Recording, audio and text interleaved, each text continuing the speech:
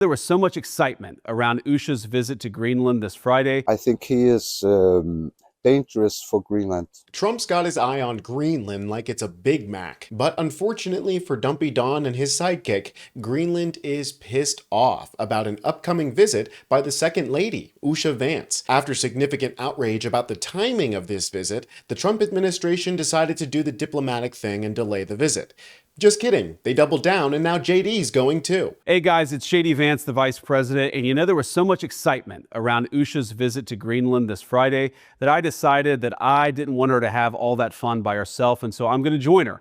I'm going to visit some of our guardians in the Space Force on the northwest coast of Greenland and also just check out what's going on with the security there of Greenland. As you know, it's really important. A lot of other countries have threatened Greenland, have threatened to use its territories and its waterways to threaten the United States, to threaten Canada, and of course to threaten the people of Greenland. So we're going to check out how things are going there. And I say that speaking for President Trump, we want to reinvigorate the security of the people of Greenland because we think it's important to protecting the security of the entire world. Unfortunately, leaders in both America and in Denmark, I think, ignored Greenland for far too long. That's been bad for Greenland. It's also been bad for the security of the entire world. We think we can take things in a different direction, so I'm going to go check it out. Now, JD Vance is repeating a lot of Trump's lies here, particularly about the presence of foreign warships, an excuse we also heard about the Panama Canal, but that's disputed by the people who live in Panama and here in Greenland. This person, Orlik Jolson, says, "Hi, Trump, why are you lying at a cabinet meeting? We don't have Russian and Chinese ships sailing in Greenland.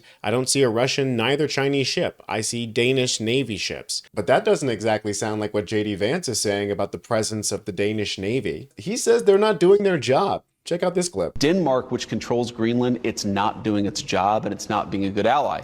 So you have to ask yourself, how are we going to solve that problem, solve our own national security? If that means that we need to take more territorial interest in Greenland, that is what President Trump is going to do because he doesn't care about what the Europeans scream at us. He cares about putting the interests of America's citizens first. So it's a nebulous national security argument they're trying to sell us on. Clearly, a good relationship with Greenland has always been something the country's been interested in, as well as many errant suggestions that the United States take the region, but never anything as official as this. JD tagging along on this visit is largely a result of the backlash the Greenlanders made after Usha's visit was announced. In a surprise announcement, Second Lady Usha Vance revealed she's going to Greenland. I'm so excited to share that I'll be visiting Kalaalleq, Greenland. Vance plans to travel to the island this week, along with Trump National Security Advisor Mike Waltz and Energy Secretary Chris Wright. Greenland's prime minister called the visit very aggressive, but President Trump defended the delegation. This is friendliness, not provocation. Greenland is a self-governing territory of Denmark,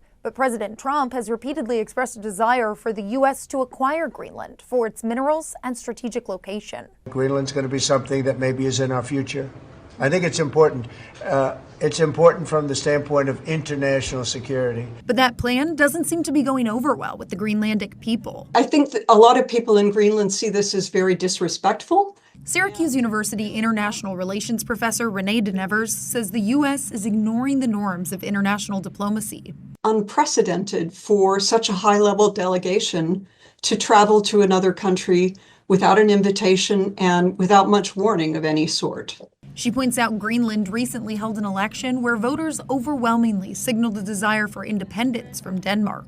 I think there are plenty of people in Greenland who would very much like to have good and close ties with the United States, but that doesn't mean they want to become part of the United States. They want their independence. The Trump administration says the U.S. officials will attend Greenland's national dog sled race, visit historical sites, and meet with service members at the U.S. military base in Greenland. In Washington, I'm Hannah Brandt. Now, the reason why the Prime Minister of Greenland would say this is an aggressive move is because the elections were just held in Greenland, and the anti-Trump party just narrowly won. This is a time where a coalition of parties is attempting to build a government. A visit from the Trump administration, who is openly goading the Greenlanders to fight for sovereignty from Denmark, is going to make it harder to build that coalition. Denmark is a NATO country, so the United States invading Greenland now would be a huge issue. But if Greenland was suddenly an independent country, well, then things are a little bit different. Luckily, the people of Greenland seem to have their heads on straight. Greenland takes care of its own domestic affairs, but sovereignty lies with Denmark, which handles foreign and defence policy.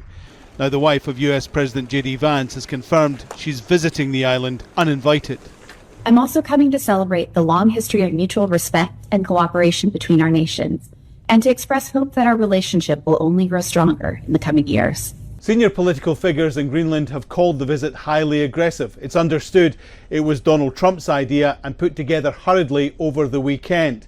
In the days before the Vice President's wife arrives, it's understood Mike Waltz, the National Security Advisor, will also visit Greenland.